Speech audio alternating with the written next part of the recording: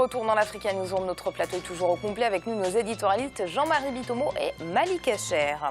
Et au Kenya, après une chute des arrivées des touristes, le secteur reprend peu à peu sa place dans l'économie nationale. Les autorités en charge justement du tourisme visent 1,7 million de visiteurs en 2016 et pour les attirer, les autorités kenyanes entendent miser sur la sécurité des sites les plus visités. C'est un sujet de Birama Saonera.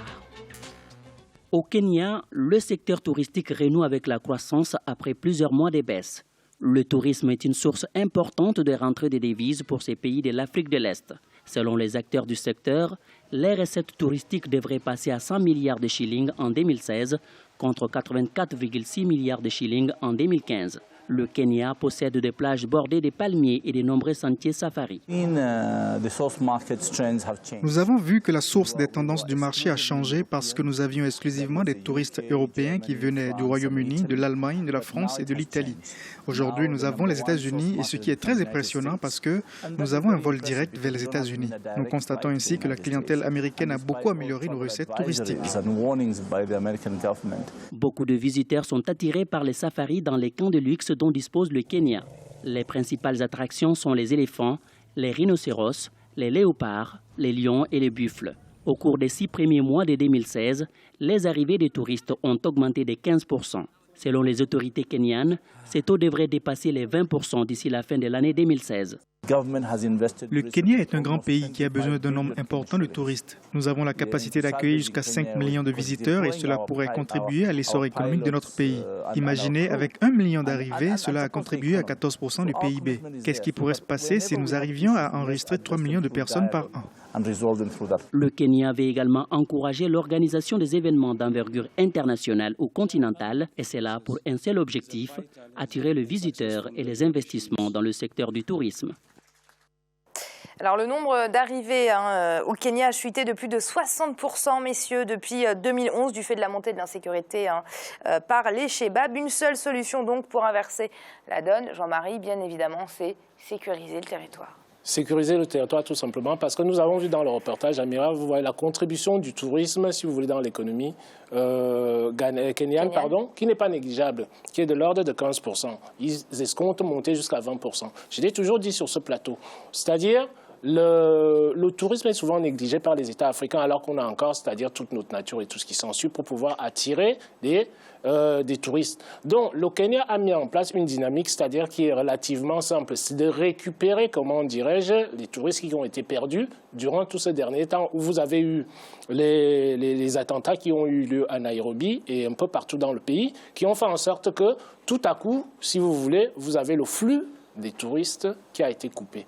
Mais remettre, si vous voulez, de la sécurité dans l'économie, c'est contribuer à la relance de la même économie. Mais par contre, ce que je dirais ici là concernant l'économie kenyane, c'est que le tourisme du Kenya, c'est un peu comme le tourisme de l'Afrique du Sud. C'est un tourisme haut de gamme qui est réservé, si vous voulez, beaucoup plus aux étrangers en tant que tels. Il sera intéressant que nos pays africains pensent aussi, si vous voulez, à développer le tourisme dans le cadre de la population dans sa globalité en tant que telle.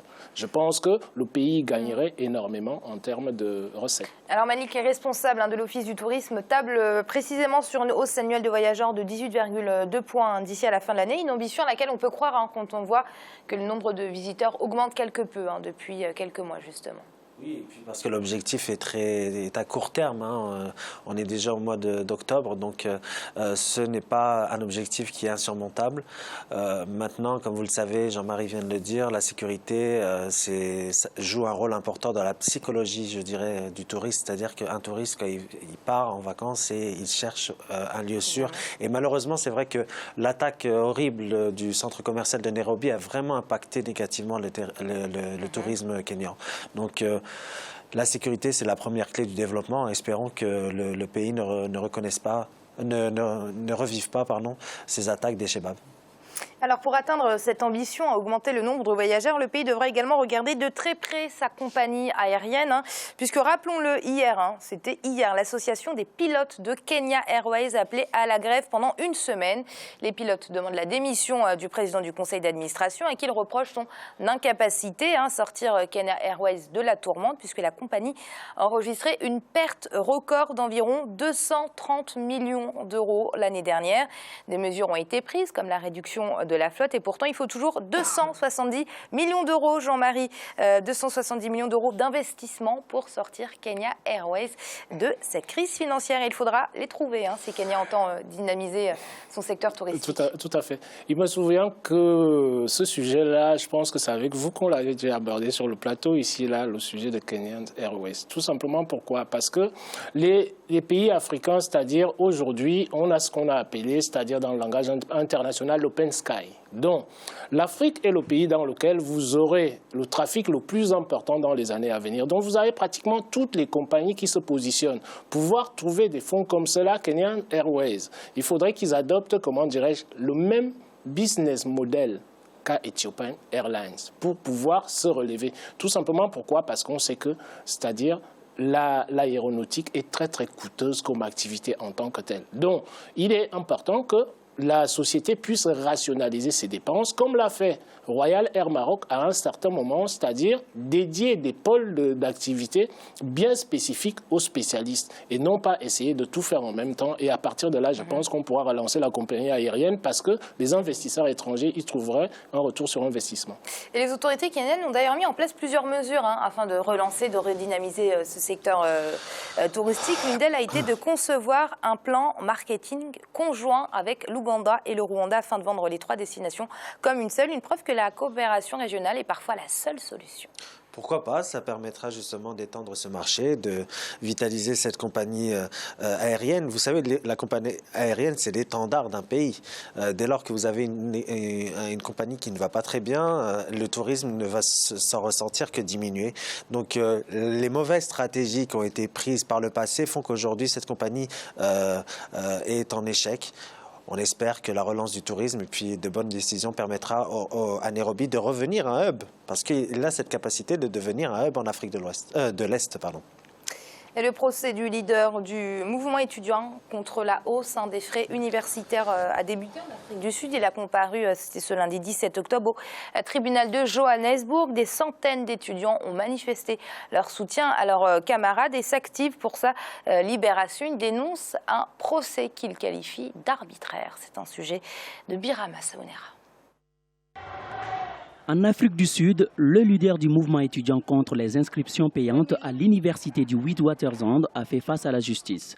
M. Bodlamini a comparu devant le tribunal à Johannesburg lundi 17 octobre 2016. 5 chefs d'accusation dont la violence publique ont été retenus contre lui.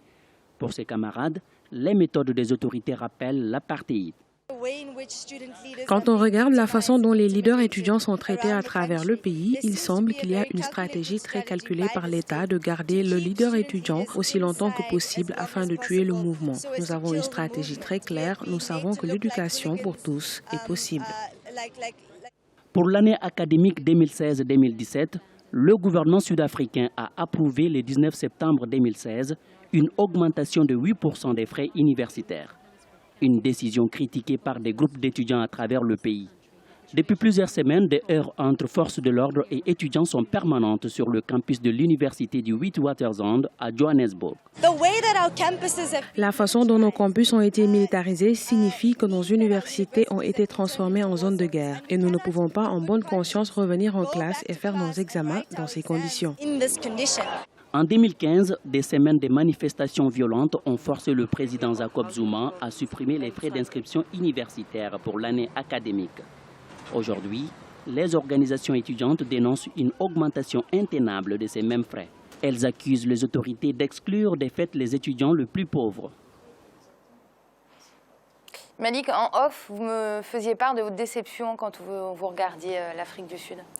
Oui, parce que l'Afrique du Sud, c'est le pays qui a suscité le plus d'espoir, je pense, sur le continent africain, parce que c'est un pays qui a réussi, je veux dire, c'est de longues luttes, à se battre pour la liberté et à véritablement avoir cette dynamique économique au lendemain justement de l'apartheid. Et quand le problème, c'est que le fossé finalement social ne s'est pas rétabli, ne s'est pas comblé. Il existe encore cette tension sociale, cette tension ethnique qui existe. Et donc, quand on voit finalement que une décision politique amène à de telles heures, c'est qu'il y a un problème, il y a encore ces disparités sociales qui sont criantes. Quand on voit certaines villes sud-africaines, on voit le fossé qu'il y a entre certains quartiers. Quand on étudie les villes africaines, l'aménagement des villes africaines, c'est criant.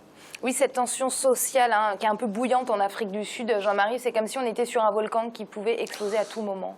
Vous savez, l'Afrique du Sud a eu la démocratie grâce à Mandela. Vous avez une démocratie qui s'est installée. Mais malheureusement, vous avez les inégalités sociales qui n'ont pas été comblées suffisamment, comme le disait tout à l'heure la Malik. Ça voudrait dire quoi? Quand on regarde le reportage, les étudiants réclament quoi? Ils réclament, c'est-à-dire le fait que tout étudiant aujourd'hui, quand nous sommes sur ce plateau, chaque fois que nous parlons de l'enseignement, nous disons que si vous voulez, c'est la condition sine qua non pour les pays africains, c'est-à-dire de former sa jeunesse.